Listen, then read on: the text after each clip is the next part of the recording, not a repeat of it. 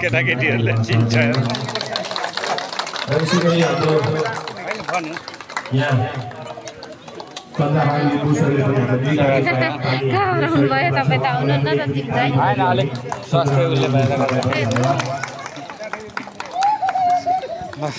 आज हाम्रो धरान 5 को यो श्रम संस्कृति भेला बैठक भइरहेको छ धरान 5 मा।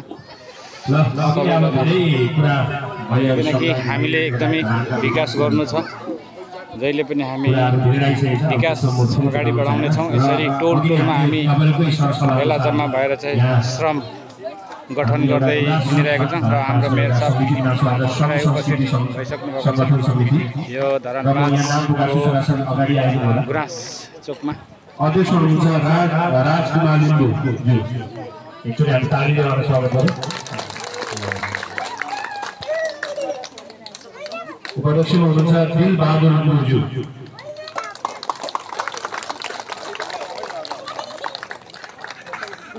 सचिवमा हुनुहुन्छ सीता लिम्बू,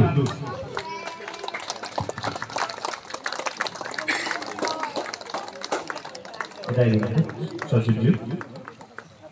सहसचिव हुनुहुन्छ आशा राईले,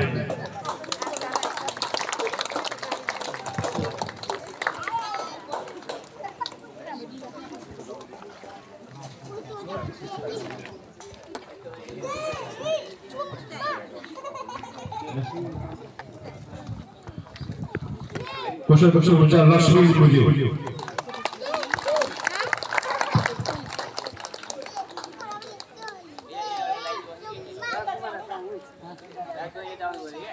सदस्य हुनुहुन्छ त्यसपछि आनन्द लिम्बू, सीता तामाङज्यू,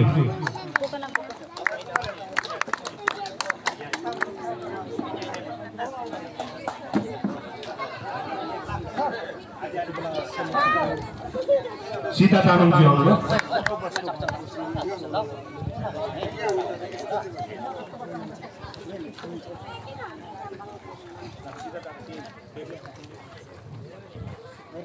सीता तामाङज्यू सदस्य हुनुहुन्छ भीम विकसर, भीम विकज्यू।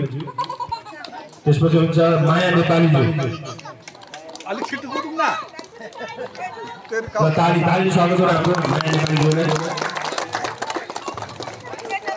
त्यसपछि हुन्छ सन्तोष लिम्बू,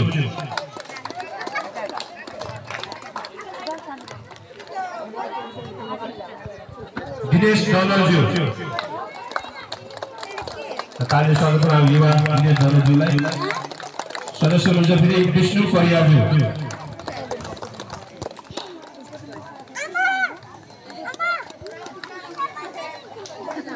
र हाम्रो आज 2 कार्यक्रम साइन बोल्ने हाम्रो चन्द्रहान लिम्बू सरले पनि सदस्यमा बस्नु हुँदैछ। चन्द्रहान लिम्बू सर उहाँलाई पनि ताली स्वागत गरौँ। र सल्लाहकारमा हुनुहुन्छ फेरि 2 जना हाम्रो चन्द्र योहान सर,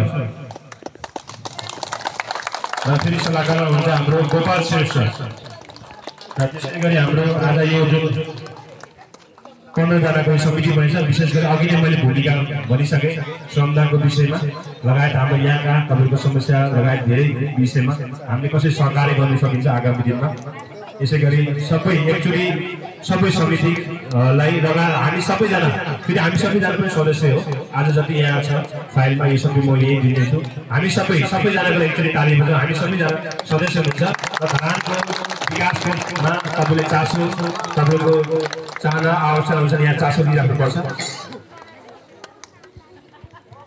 र यहाँको अब प्रतिनिधि हिसाबले अध्यक्षज्यूले केही कुरा गर्नु होला। प्रतिनिधि हिसाबले एकजना अध्यक्षज्यूले हाम्रो अध्यक्ष राजकुमार लिम्बू सरले, त्यसपछि फेरि समापन हाम्रो मेयर साहबले पनि गर्ने रहेछ कार्यक्रम।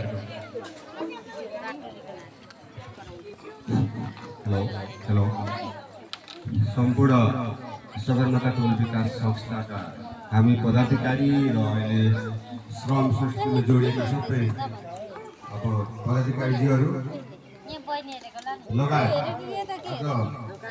हामी अत्यन्तै गर्वित छौँ। धरान उपनगरपालिकाका मेयर साहब हर्क सर आउनुभएको छ र हाम्रो विशेष के छ पीडा र के दुःख भनेर बुझ्नु आइदिनु भएको छ। त्यस श्रममा हामी पनि पहिला जोडिएकै थियौँ र अहिले पनि जोडी नै छौँ र अहिले अझै परिवर्तन भएर जोड्ने नै छौँ र हाम्रो सगरमाथा टोल विकास संस्थाभित्रको पीडाहरू सायद हामी सबै परिवारलाई थाहै छ, गर्दै छौँ। हाम्रो अहिले हेर्दै यो बाटो हेरौँ त अहिले बाइक कुदाउँदा पनि लडिन्छ छ। जस्तै यो बाटोले अलिकति मिसगिटी लगाएर फुल दिएर हाम्रो पल्लोपट्टि छ एउटा न्यु रोड, सायद त्यो न्यु रोडमा ड्रेन छैन, अरू सबैतिर ड्रेन छ, त्यहाँ ड्रेन छैन। अनि रमाइलो मार्गमा एजिङ वाल छ लगायत सम्पूर्ण पीडाहरू त धेरै पुग्न सकिँदैन। अहिले सबै कुरा त एकैचोटि पुरा हुन सक्दैन र हाम्रो धरान